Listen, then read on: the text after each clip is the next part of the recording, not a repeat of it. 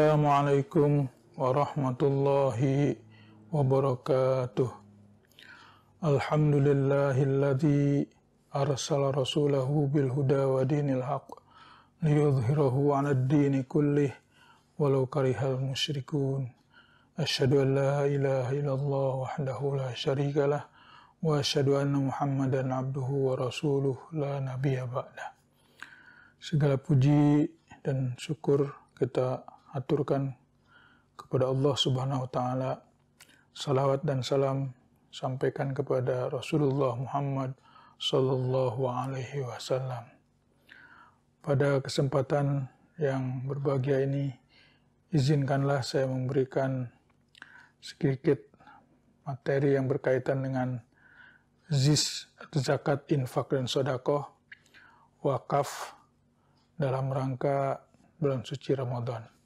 Kita tahu sekarang pada bulan suci Ramadan, zakat dan infak sedekah itu biasa digalakan, dan pada gilirannya apa yang digalakan dalam ZIS ini biasa dilakukan oleh umat Islam, khususnya bagi muslim yang mempunyai kemampuan untuk memberikan zakat, infak, sedekah.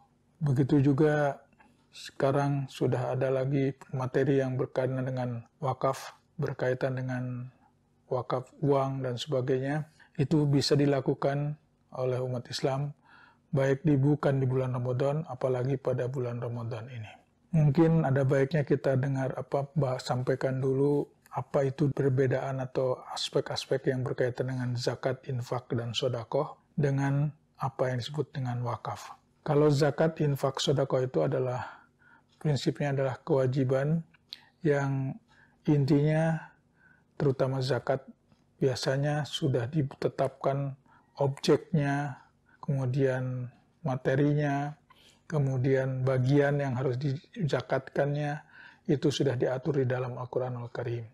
Tetapi kalau wakaf, itu biasanya filantropi atau amal jariah, yang biasanya itu disebut sebagai amal jariah yang senantiasa mengalir, tidak putus-putus sampai kita meninggalkan dunia ini, yang pada gilirannya itu bagian dari proses sedekah jariah. Jadi ada sedekah biasa, ada sedekah jariah seperti wakaf ini. Oleh karena itu, aturan-aturan yang berkaitan dengan zakat lebih rigid, lebih dirinci. Tapi kalau wakaf itu bersifat umum. Misalnya di dalam Al-Quran, saya kira kalau zakat pasti disebutkan, baik siapa yang wajib zakat, siapa yang boleh menerima zakat, dan seterusnya. Tetapi ketika bicara tentang wakaf, dalam Al-Quran hanya bersifat umum, dan tidak ada satu kalimat pun atau kata pun yang di dalam Al-Quran menyatakan adanya wakaf. Tetapi yang ada adalah secara umum menyatakan bahwa infak dan sedekah atau berupa wakaf ini dengan istilah albir atau kebaikan.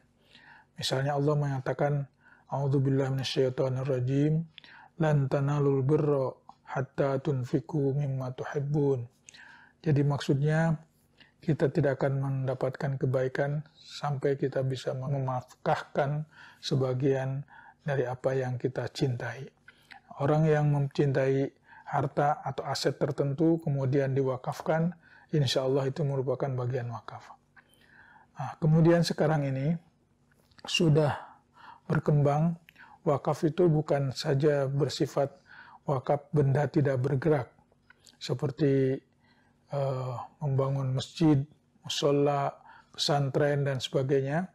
Tetapi wakaf itu sudah berupa cash wakaf atau wakaf uang, yang tentu diatur di dalam peraturan negara yang disebut dengan Undang-Undang Nomor 41 tahun 2004 misalnya, yang mengatakan bahwa wakaf uang itu bisa dilakukan oleh umat Islam, dan pada gilirannya wakaf uang itu merupakan wakaf yang termasuk di dalamnya proses menyampaikan wakafnya itu sendiri dengan uang yang dilakukan kepada umat Islam yang lain.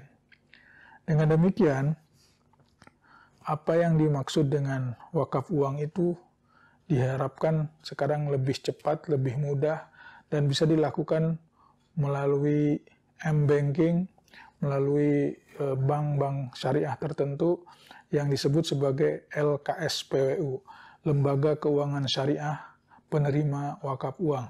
Anda bisa melakukan wakaf dimanapun, kapanpun, ya sepanjang itu disampaikan secara benar dan memperhatikan kaidah-kaidah syar'i.